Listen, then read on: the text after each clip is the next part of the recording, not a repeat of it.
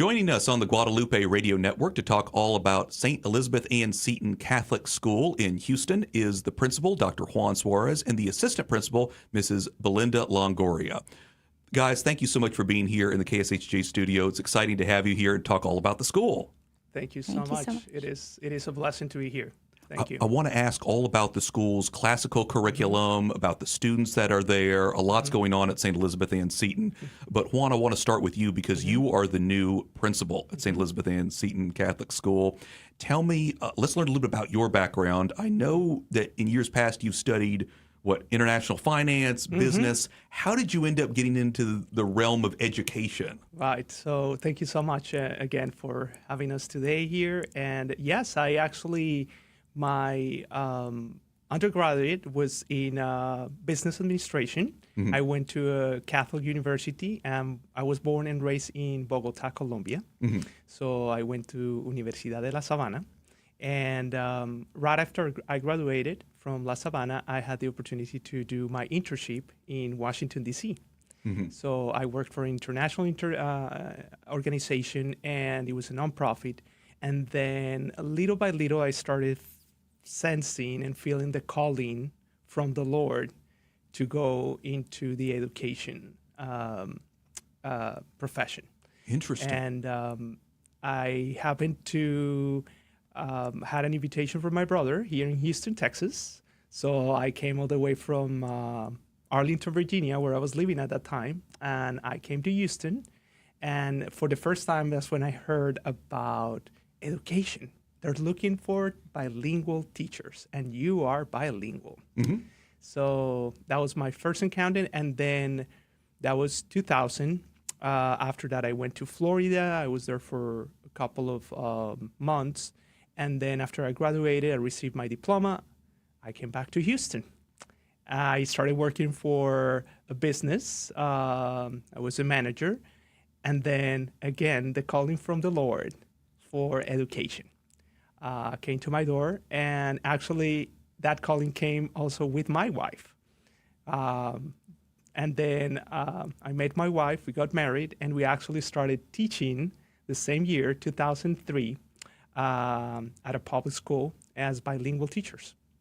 Wow, that's incredible. I love that story also, Juan, just because the Lord continues to kind of plant the seed to you, kind of say, hey, why don't you try this? Why don't you do this? Yes. And I think that for a lot of us, whatever our vocation is, whatever our calling is from the Lord, often we resist at first. We're like, I don't know if I want to do that. We hear it so often here on this program. And so I love how the Lord kept kind of suggesting that to you. What about education? What about teaching? What about getting into this as well?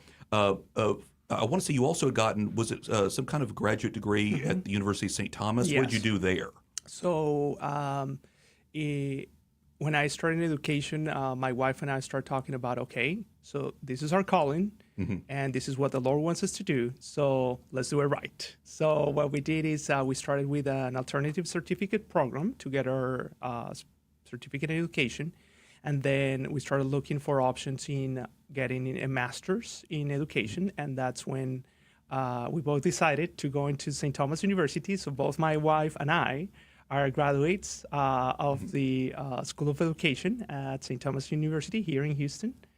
And then that led me into also the opportunity to discern about my doctoral program. And that's when I decided to do a doctoral program in education. Okay, very good. So one thing led after the other, but all the way it was just discernment, prayer, because we had two little children. So like we had to talk about times when it was the right time for me to do my master's, and then my wife's, and the same for my doctoral program. And we both, my wife and I have been educators for 22 years now. Yeah, very good. What an incredible story, Yes. and a wealth of experience that you bring to this position now as a principal at St. Elizabeth Ann Seton. Belinda, I want to ask you a little about your background. Did you always have an interest in education? I didn't. I actually, it was psychology. Okay. But, God's calling is always different. My perception coming out of high school was I wanted to be an optometrist. So I pursued being an optometrist. I went to Houston Baptist University, which is now Houston Christian University. I double majored in pre-optometry, but medical. And then I decided about maybe 2 months before I was going to be done that I wanted to switch my double major and do psychology and Spanish, which of course my parents were like, why are you doing this now? And it's like, I think I need to hear people. And that was the psychology piece, is wanting to help others and hearing what they have to say, and the mental awareness that really holds on to, if our mental health is stable at the same time, we can also provide that to others and help others, in that same sense. So I double majored in psychology and Spanish, and then I went and I taught for 2 years. So I did a teacher program, and I said, as I pursue my graduate, I think I'm going to teach Spanish. So I taught Spanish. I taught Spanish in Aldine as well as Spring Branch. I did high school. During that time, I decided to pursue my graduate degree at the University of St. Thomas and the master's in psychology. And I felt like that was the place I needed to do it because it opened more doors for me in the sense of my religion and being Catholic. So I studied abroad for about 8 months in Rome, and I got to study the Last Judgment and Dante's writings and Michelangelo's paintings. So that was part of my dissertation, was combining those two together. So being there, and I always tell my children, when you're there, it takes you somewhere else where you didn't even understand why you were truly, your faith was. So for me, it opened more doors. So I said, you know what? I think I'm going to do education when I get back. I think that's my calling, is to be in the school system, to help the students, to help the parents. And that's where I started at St. Jerome. So I did St. Jerome for a number of years, and then St. Elizabeth Ann Seton Catholic School. And how long have you now been at St. Elizabeth Ann It's Seton? now 8 years. 8 years. 8 Wow, years. very St. Jerome good. for 2. And then prior to that, I worked with veterans and different age groups for post-traumatic stress disorder and different types of mental health, like autism, diagnoses like ADHD. So those were my backgrounds, is working with children and adults. Yeah. So, and I think naturally for me, even as a counselor, seeing the years go by, you also see that things change in society. So there was a time where I'm like, I think I'm going to take a break and stay home, and spend more time with my children. But changing your vocation is sometimes not what God's plan is for you. And so I would be at a Michael's store, Hobby Lobby, and just somebody would come and tell me their life story. And I'm like, I get it. This is where you want me to be. This is how you want me to help. So in that sense, I'm still counselor also every day. Yeah, absolutely. Well, both y'all's background is incredible, and I'm sure that you guys have enjoyed, at least in this short span of time, being able to work together. Yes. Tell me then, Belinda, about the work that has been going on at St. Elizabeth Ann Seton to really implement a classical curriculum, because we've been hearing about classical curriculum and the interest in a more classical curriculum at a number of Catholic schools, not only locally here in the Houston area, but across the nation, and even in different parts of the world. Tell me, when did that sort of come on board on the radar of St. Elizabeth Ann Seton to try to really implement something So like that was about 6 years ago is when they tried to implement the more classical inspired curriculum. And it's based on 3 types of learning that is incorporated with the classical learning. It is rhetoric, grammar, and logic. So our classes, we do have a logic class. We have a logic class that students take 3rd through 8th. We also have the grammar piece, and we have the rhetoric. So part of the rhetoric is they have to be able to recite certain prayers, certain poems, instead of studying what the author, like if they were studying St. Aquinas, they would actually study his writings. So the idea is not the biographies that other people wrote, but rather what they wrote and to understand the perceptions of it. So that's the classical basis, having the students also be allowed to tell their perception of what they're learning, rather than just straight from the books. It's including the knowledge behind it, the grammar, the rhetoric, the logic piece, piecing it together. And so that's what we focus with the classical curriculum. And one of those for the grammar is our Latin classes. So all our students, beginning from pre-K through 8th, they take Latin. And so it's very basic from the beginning, and it gets further in as they go into grades. So we believe that the Latin piece is very strong. It's something that's, the Bible's there. I mean, there's other pieces. Our Mass is extremely beautiful because for us, it's the children singing are in Latin. The prayers are in Latin. And so to hear that come together with the faith is what we believe is truly teaching the children of how to be saints and stewards of the purpose of the mission of Christ. Very good. Juan, I want to ask you a little bit about that and the interest in kind of that classical curriculum. Was that part of the interest for you to kind of consider being on board at St. Elizabeth Ann Seton? Yes, actually, that was one of the main points that attracted me to applying to St. Elizabeth Ann Seton. And actually, during my interview process, I remember clearly stating to Reverend Earthman and the other members of the interview committee that it was the only school that I was applying to. And because I felt the calling to come in, and I was very attracted to the classical education model that they were following. And St. Elizabeth itself, when I actually first moved to Houston back in 2001, actually that was my first parish that my wife and I joined. After 10 years at St. Elizabeth, that's when we moved to Katy, so we started attending St. Edith Stein Catholic Church. But again, like with St. Elizabeth and Seton, I started looking into the classical education model and reading and doing my own research to see about the program. And I said, yes, like you said, it's just many schools across the United States and the world are moving into the classical education model because they're seeing an opportunity for students to not rely so much on technology like nowadays they do, but instead of having the opportunity to have a critical thinking, to have the opportunity to actually get to books, to read those books, analyze those, have an understanding of a deep level of knowledge that I think little by little through the years with our educational system that has been lacking. Yeah. Well, Belinda, to follow up on that, Yes. because it seems to me that classical curriculum really provides the firm foundation for thinking rather than necessarily memorizing or Yes. just regurgitating Yes, information. It gets correct. them actually It's- reading, thinking, writing. Yes, exactly. And that's seen through our math, that's seen through our reading program that we have there. So it's the idea of having them think outside the box and also honoring their way of thinking because every child thinks differently. So how do we grow from that? How do we teach them that? Because the critical thinking pieces are very important for them, not just now, but in the long run. And being there, the years that I've been there, I've seen them from when they're in third grade all the way into high school. And the students come back and they tell me, this prepared me so well because I understand what I'm doing in high school. And some of them are college preparatory schools. So they understand, they're able to think on their own. And that's ultimately what we want them to do, is not just follow a plan that every student has to follow, because that child's way of learning may be a little bit different. So the classical learning, we realize, is truly a foundation that has been years in the past, a foundation for all students and educators. So that is why we believe that this is a true system that really does help each child individually, not just a certain level of students or just a certain group of students. So that's the idea, is to encourage each child on their way of learning as well.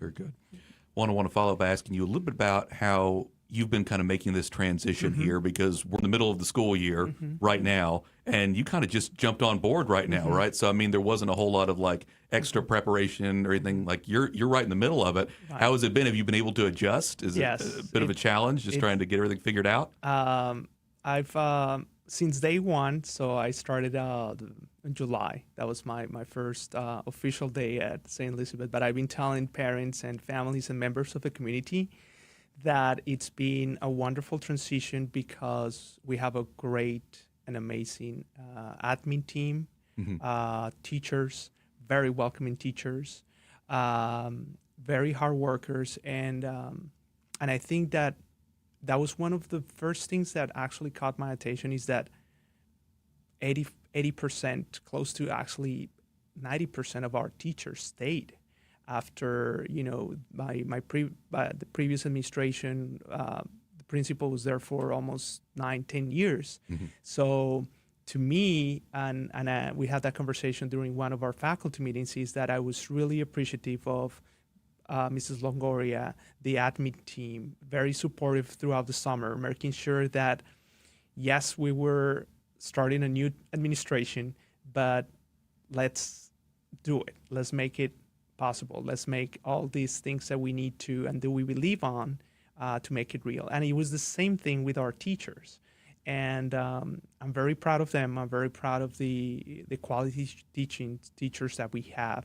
And the transition has been mostly ensuring that we continue to provide quality education for the students, that their spiritual life also keeps in the midst of all these as part of their learning. Because I think that's the other piece with classical education, is that throughout all classes, the center of every single subject, it doesn't matter which subject, is Jesus Christ. And I think that what we've been trying to do is ensuring that activities that we do with the students that are meaningful For instance, we have our students last week on Thursday. There was a group I went into, I passed by the church and I saw this group of sixth graders that were going into adoration. Then when you go to Mass, our Masses on Fridays are just so beautiful. The kids, even pre-K3, pre-K4 students, so well behaved, and it's just a demonstration that the school really means by the classical education, by the implementation, that we also trying to make sure that the students receive that spiritual piece that is so important for their lives.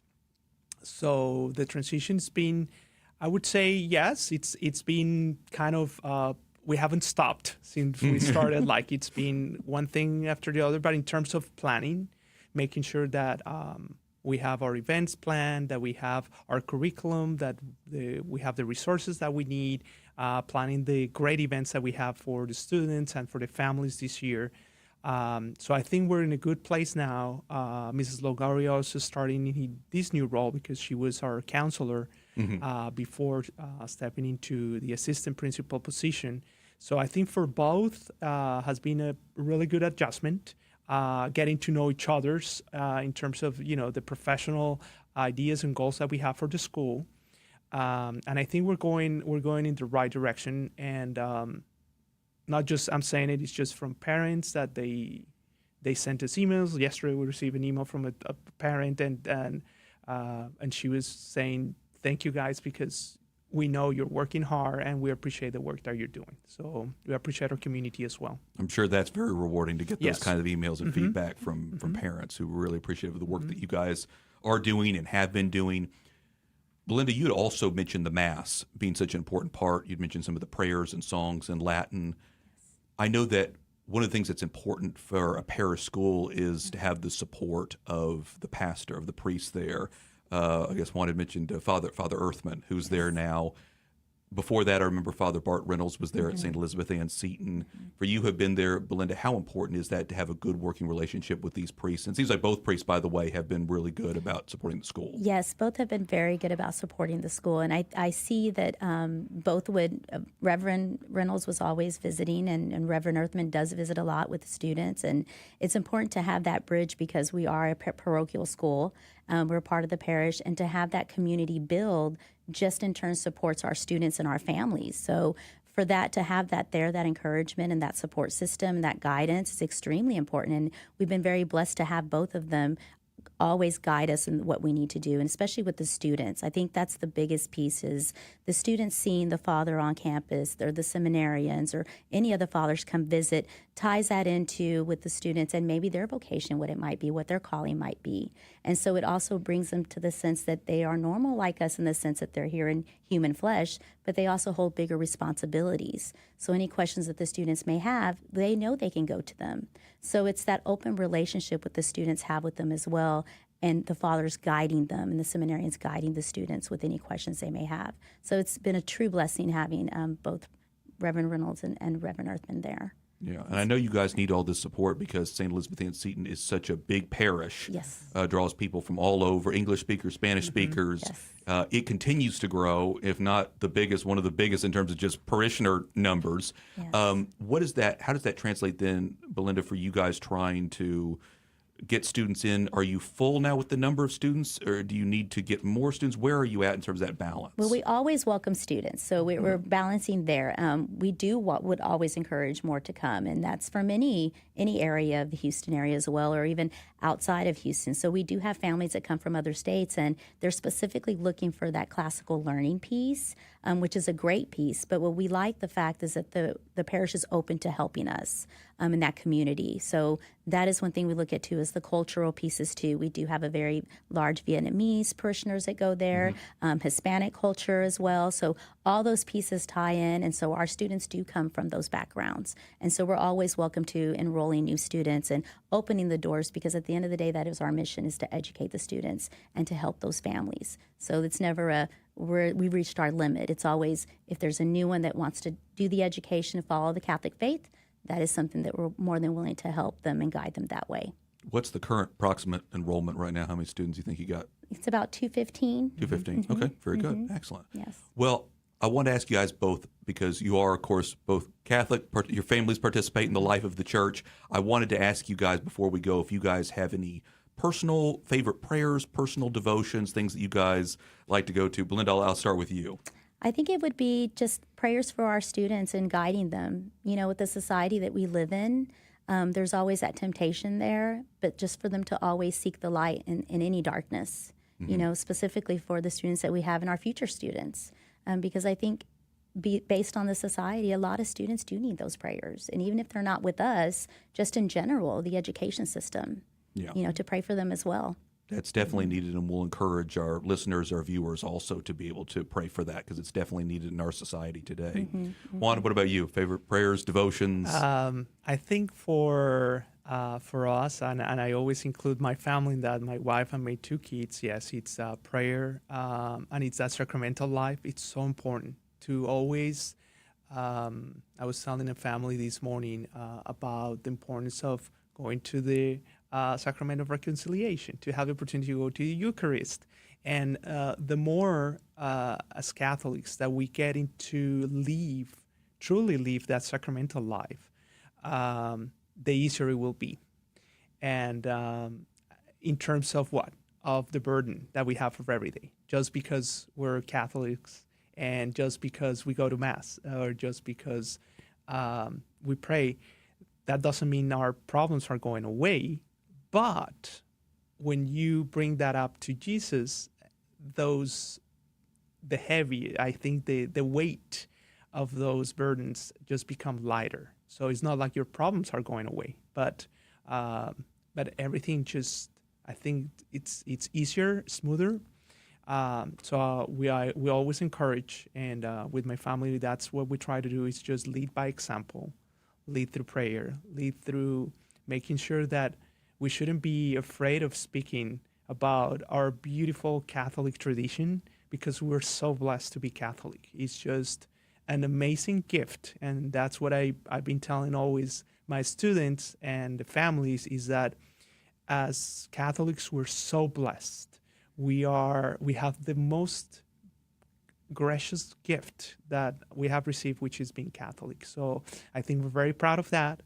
We're very proud of the work that we're doing. We're very proud of living the sacraments, our school as well, and ensuring that we're just doing, like Ms. Longoria said, the importance of leading them to receive a quality education that will lead them to be citizens of heaven, because at the end, that's what we all want for our children. We want them to be citizens of heaven. Amen. Very good. And of course, we are just so blessed here in the greater Houston area to have so many resources here at the Archdiocese, great schools like St. Elizabeth Ann Seton, and of course, a lot of great priests out there that are willing to jump in and help us out as well. We are so appreciative that you guys came and took some time to talk with us a little bit about all the work that you guys have been doing, especially with these last several months or so, and about the school. So Dr. Juan Suarez, new principal, and Mrs. Belinda Longoria, assistant principal at St. Elizabeth Ann Seton Catholic School. Guys, thank you so much for being here. We really appreciate your time today.